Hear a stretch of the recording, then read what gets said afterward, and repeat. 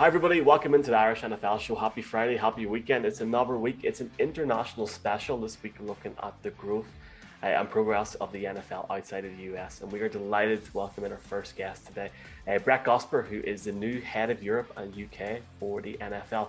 Brett, welcome to the show. Thank you for having me. Pleasure to be here. Great to have you on, Brett. Now, we ask everybody this, and you are no exception. So before we start the football talk and just about your career, have you any affinity to Ireland? Have you any Irish heritage yourself? I've a huge affinity. For a start, I've been working there in the office at World Rugby, which is based in Dublin for the last nearly 9 years. And my mother's maiden name is Galway with an EY, not an AY. So Irish on my mum's side, English convict stock on my dad's side. Makes for a pretty wicked combination. Not in me, but just generally, I guess something's going on down there. Brad, I suppose growing up in Australia, I know that you played rugby. I'm wondering, in terms of the NFL, was it when you moved to America that it first crossed your radar, or had it been, was it something that you were aware of even before then? Yeah, a little bit before then. As a player in Australia, and I played reasonable level in Australia, and then left when I was about 21, 22, went to play in France actually. But while I was playing, even the early days while I was playing in Melbourne, which isn't exactly the rugby capital of the world, it's the AFL capital of the world, actually. I used to read American football magazines, but more for the conditioning than following the stars or whatever else. I used to read the nutritional articles, the weightlifting articles, the workout stuff, because I knew American football was it was the top. It was the top in everything.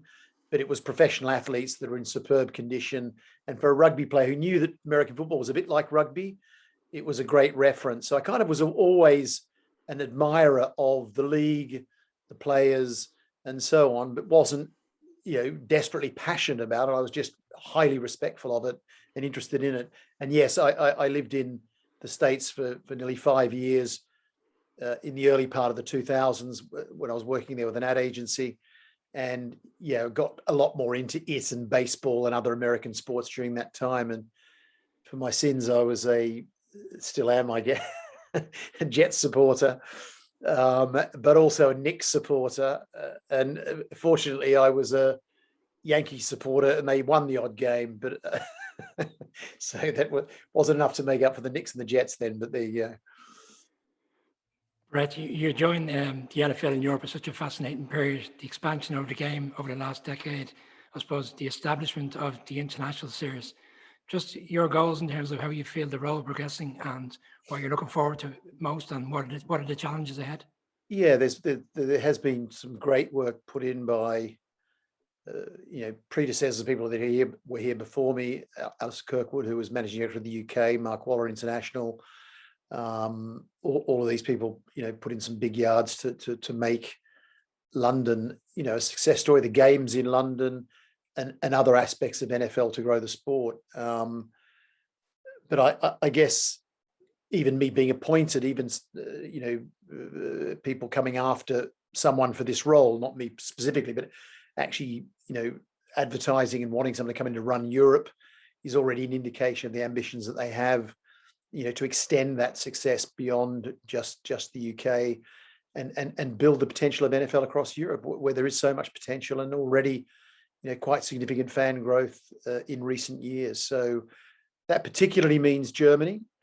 That's probably in many ways a bigger market than the United Kingdom on most criteria, other than probably broadcast revenue, but fan sizes, 19 plus million. Versus the UK, which is sitting more around the 16 million mark, with avid fans, probably 2.6 million in Germany, 2.8 in the UK, so very, very close. And France and Spain, a little bit of a distance behind, but also growing quite well in markets where there's good exposure, good broadcast, and a bit of a combination between free to air and a pay channel model and so on. We see good growth, and it's up to us then to try and expand that fan base in other ways and create interest and through the use of data and astute marketing, create excitement and interest around the game. But it certainly helps in a market when you have games. And you know, the difference between some of these mugs is having tangible games, not just exhibition games or preseason games, but real regular season NFL games. And that's, I think, you know, what's made the huge difference for London in recent times. London. Yeah, Brett, I was going to say Knicks and Jets. I didn't realize you didn't like yourself very much. But, look, you alluded to it. We know you're very familiar with Irish Shores. Your last role there as CEO of World Rugby, of course. And you know, it strikes me your tenure there was extremely notable. If you don't mind me saying, like there was a massive increase in the expansion and growth of rugby. There was the return of the sport to the Olympics in Rio. And really something that people never thought tenable before. Like you carried out, your team there carried out a super successful World Cup in Asia, in Japan in 2019. You kind of alluded to the growth internationally, but are there kind of lessons or experiences in those achievements that you're going to look back to or look to hope to bring in to the growth plans for the NFL internationally? Yeah, look, I think there are some basic principles, and I don't think the NFL are moving, you know, that far beyond already those principles. I think, you know, there are other challenges in American football, but there are some similarities. They're both quite complicated games. You know, for the average viewer who tends to be outside of America, a football, soccer follower, let's call it, games that are a little bit easier to follow. So there's a little bit of a barrier that games like rugby and American football are a little bit complex. The extra challenge with the American sport is the participation levels are quite low, but it's a challenger sport. Like rugby is a challenger sport, and you know, visibility of the sport is part of the secret, and convincing networks and free-to-air stations that it's worthwhile. If they back the sport, it will grow. And rugby is in that position. A lot of markets, not so much in the established traditional rugby markets, but certainly in those markets where we were seeking a big uptick in participation. So in that sense, there's a lot of parallels. You know, Europe is a challenger market for the NFL, and a lot of the things that we meet in markets like the US for rugby and even parts of Asia and South America and so on, you're confronting similar things. What can make the sport more visible? What can make the sport more tangible? Because the example of the sport is, you know, Six Nations, the Rugby Championship in the South, maybe some of the league games, you know, the Premiership and so on. All of, whether they're always somewhere else. The examples of the great sport are elsewhere. You've got to bring that tangibility to it. Participation is important. Also, having some people that actually shine. We have a international player pathway program and an academy program in the UK where we don't just have UK students, but foreign students, that some of which have gone on to become notable NFL players and therefore create that sense of relevancy to a local market. And all of those things are very relevant. The other parallel is flag football is a strong development game, obviously, particularly in the United States, but for men and women. And the women's aspect of the game was another area in rugby that injected a huge amount of growth into the sport. The Olympic opportunity was very much showing women and girls that rugby was for them as well, both as spectators and as players. And flag can play that role also with American football. And there are some ambitions, and I'm trying to gauge that. There's certainly ambitions in certain quarters of the NFL that flag football could well be an Olympic sport, particularly potentially being one of those optional sports that the local organizer of the Olympics in 2028 in Los Angeles could opt to take flag as a sport, and then you build on that and hopefully stay with it. And the Olympics is a huge growth opportunity for any sport because it gives you incredible footprint exposure during the week or two that you're in the Olympics. But there's also extra funding coming in from national Olympic committees and even the IOC Solidarity. You're also on scholarship lists and school curriculum automatically if you're an Olympic sport in so many countries around the world. And finally, you get to talk to governments. I mean, when rugby became an Olympic sport, you go to China, go to Russia, and you will meet with the Minister of Sport. If you're not an Olympic, and you can talk about, you know, we're lacking stadia here.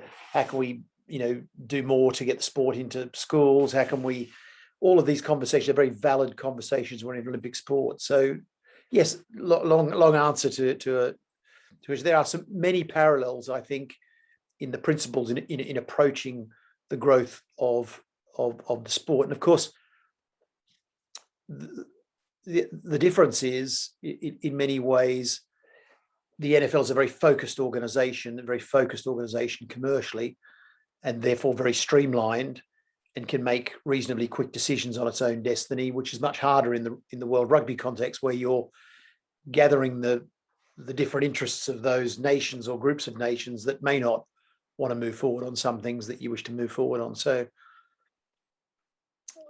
and they both sports that have the unexpected, the shape of the ball and the uneven bounce and so on. But there seems to be a surprise. There used to be a surprise each week in the rugby world, and I'm discovering in the NFL there's some similarities in that sense too. You get a few surprises through media, through player behavior, through events that happen, and those unexpected things that make the whole sports world quite interesting.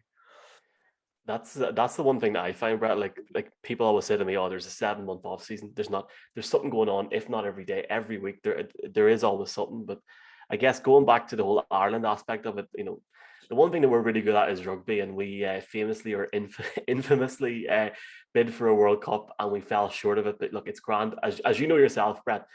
The inherent delights. It was an amazing bid, by the way. It was. Yeah. It obviously, they didn't get the result they wanted to, but it was a superb bid on every criteria, and it matched up against two, really, when you think about it, South Africa, France, World Cup hosts, Rugby World Cup hosts, Football World Cup hosts, Olympic hosts in France's case, soon to be, and so on. So it wasn't as though you're up against shabby competition, but you competed very well. But unfortunately, there's only one winner in that. Sorry, what the question was? No, it's fine. I was just going to say, so basically today, actually, Brad, it was announced that Northwestern are playing Nebraska in college football in the Aviva. I know over here, as you know, we got the Aviva, we've got Crook Park. And look, and a lot of heritage between NFL owners and this island. Have you any tips on how we can maybe avoid the mistakes of the past for the Rugby World Cup and potentially host maybe down the stretch in the next few years? There were no mistakes. There were absolutely no mistakes made. And I think, Ireland's a great place to come for any sporting event because the fans are amazing. And, we know Croke Park's a great stadium, and the Aviva as well. But it's mainly the atmosphere in Ireland, and the players and teams and owners, obviously many of them out of America, as you say, have that connection, like to come there. It's difficult to envisage in the near future anyway, regular season games, but certainly, one of the things that we must investigate is, if you can't have regular season games, what is the next best thing? And there's a general belief that preseason games, exhibition games, maybe not taken as seriously as they were, and so on, and maybe that needs further exploration. But I certainly don't think Ireland has any issues or worries around hosting big sporting events of any code, frankly, because people like to come to Ireland and people know how well they're received there. Brett, we know about your amazing business pedigree. We've spoken about your time with World Rugby. You were telling us that your first day on the job, though, was at the Super Bowl, and talk about the razzmatazz, the glitz and glamour. Tom Brady gets another trophy. Just interested in hearing your thoughts on that experience, and I suppose your first couple of months on the job. Yeah, well, it was a fantastic experience. It was literally my first day on the job. I had to spend 7 days in a hotel room with food passed under the door as a sort of quarantine, and they had a bubble system after that you came out into, and I emerged the day of the Super Bowl. And they invested a huge amount of money in tracking and tracing and all the protocols around the players, and it was actually, that in itself was just extraordinary to see people wearing RFID devices that if you got in a lift with someone else, it would beep if you got too close to them. And it was incredibly sophisticated. And in the end of the day, they didn't lose one game in their season because they managed COVID so brilliantly. And against all odds, they put on a full season, which was great to admire. And when I was at the Super Bowl, I could see why that was the case, because the sophisticated protocols and the efforts that went into it were, incredible. But yeah, one of those great moments, obviously, the whole Tom Brady, result and the build up and the hype was fantastic. You had the two quarterbacks of contrasting styles. Buccaneers perhaps didn't have the outing that I've liked. Sorry,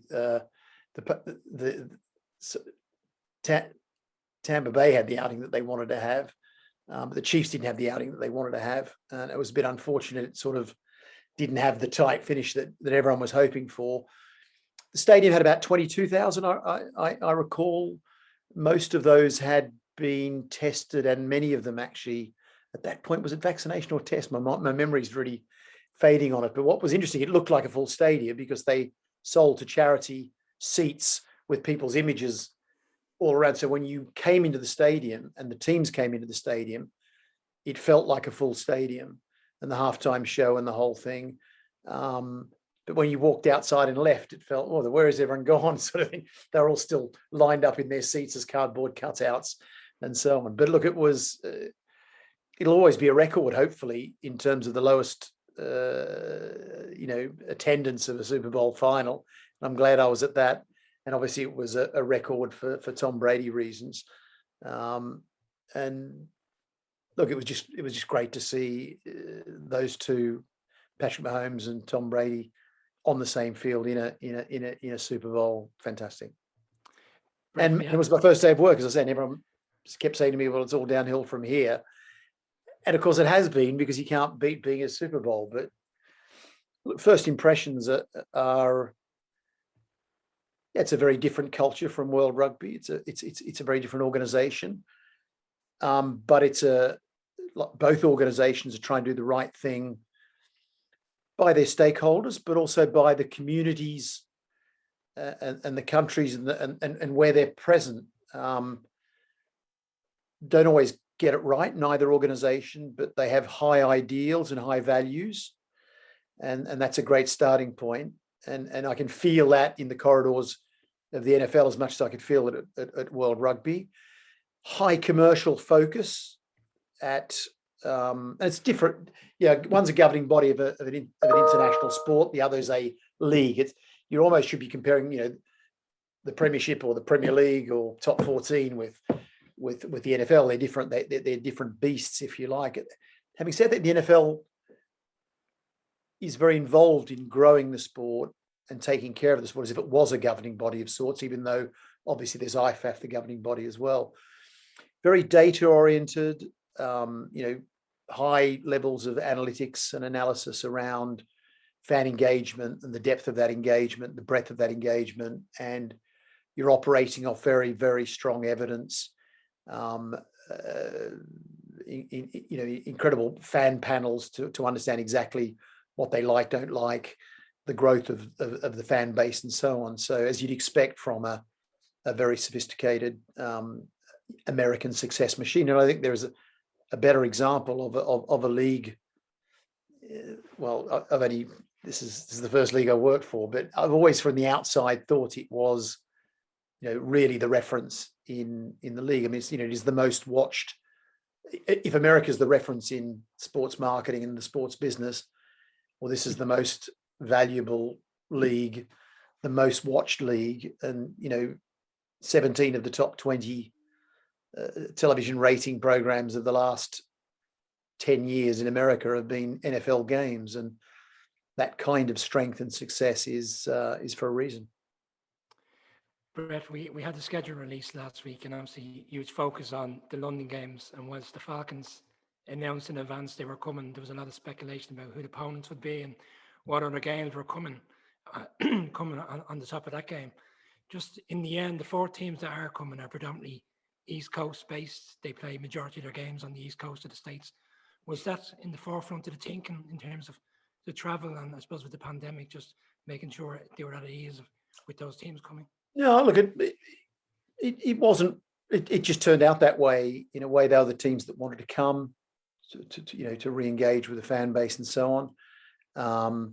Falcons and Jags were the hosts. They were named reasonably early. It's true that Atlanta got out of the gates a bit quick with the the PR. But it's fine. It's great to have them over here. The Jags obviously have a good connection and relationship with their fan base on this side, having played it. This is their 8th or 9th time from memory. So, those matchups are good matchups. We've got really good indication of, almost 3 times as much registered interest than we had in this first day versus other first days in the past. So those who think people are sort of gingerly coming back to stadia, it seems there's a real appetite to return to the atmosphere of a stadium and so on. And of course, with the Jags, you've got the first draft pick, Trevor Lawrence, seemed to be, and must be tough pressure for him, but once in a generation player, that'll be great to watch. Miami's strong support in the United Kingdom, so no, these will be great games. A pity we've only got 2, but we just felt in organising the protocols, in managing out, coming out after a season away and so on, it was much easier to manage 2 games in one stadium than try to manage across 2 stadia and 4 games, which we hope would be the norm that we'd return to in the coming years. So it sort of simplifies things a little bit. And of course, we can't, completely guarantee that stadium will be full by the time October 10 and 17 come around, but we're confident that we'll get full stadia by then. But with this pandemic's thrown up a lot of surprises, obviously, for all of us. And things have happened much more slowly than we ever envisaged in the beginning. So we just have to monitor things as we go along. Brett, good to hear your thoughts on maybe the evolution we can do in terms of international games. And, we might have a few ideas on pre-season games, regular season games, governmental support, local broadcasting around some games in Ireland at some stage. But, we'll talk to you about that later. Don't worry, we'll come to that later on. You've had some spectacular college games, haven't you, though? Notre Dame, which comes absolutely. And and great visitors and great visitor numbers and great, obviously, governmental support and everything, which be a key thing for NFL, Europe in relation to that. Don't worry, I've got the sales pitch ready. We'll be fine. We'll be fine. But very seriously, I shouldn't be trying to pitch to you. After all, you were one of the major leaders in pitching, if you like, being CEO of McCann's, both in New York and for EMEA as well. And in that time, you were not only CEO of one of the most powerful companies in the world, but your clients, of course, are CEOs of some of the most powerful and important brands and companies all around the world. So working in the NFL is kind of a bit more continuing to the same then, isn't it, really? Is it this? I guess there are similar, again, what you did in your past, you hope, sets you up and prepares you for what you're doing now. And I guess if they chose me to do the role, they saw something in my past that they felt was going to be very applicable in what I'm doing now. And I think a marketing background was very helpful in the rugby environment, and I think marketing was a very helpful background for this role as well. It was a bit of a leap going into rugby because I hadn't worked in the sports category before, so I had to find my feet for a period of time. Dare I say bluff, but certainly in the beginning. But as obviously you garnered those principles of sports marketing and so on, you were applying your own principles of marketing. So yeah, I think there are perhaps some similarities. Obviously, there are some high level relationships, whether it be with brands, football club owners, committee members, as there was in World Rugby, understanding what's important to a fan base, always seeing things through the eyes of, when you're in advertising, it's called a consumer. When you're in the sports business, it's a fan, and they're not exactly the same. A fan is kind of a consumer with a huge passion. There are consumers with products that have a passion about the products, but most often they're a little bit indifferent, looking to be seduced a little bit and moved over the edge to go with that brand rather than this brand or the other brand. Whereas fans are almost religious in their following of their product, let's call it, and so therefore it's slightly different. But always seeing things through the eyes of the fan or the consumer is a very important thing. I think club owners understand that and see that and feel that, and also to understand, what are the business issues.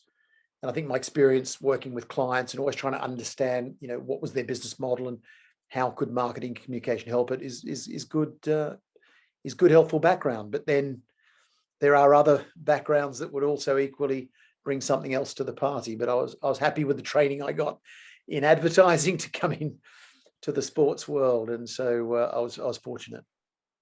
Brett, look, you're a guy sort of new into this role. You must be very busy. I know ourselves, fans in Ireland and the UK and Europe, they definitely appreciate your time today. Couple of things. We'd like to invite you to our live show on the 9th of October in London. Don't know where it's going to be at yet, but we will let you know if you're in for the game. And finally, we will see you in LA in February. And thank you very much for your time, man. It's been massively appreciated, and hopefully chat to you again soon. It's a great pleasure. Anytime.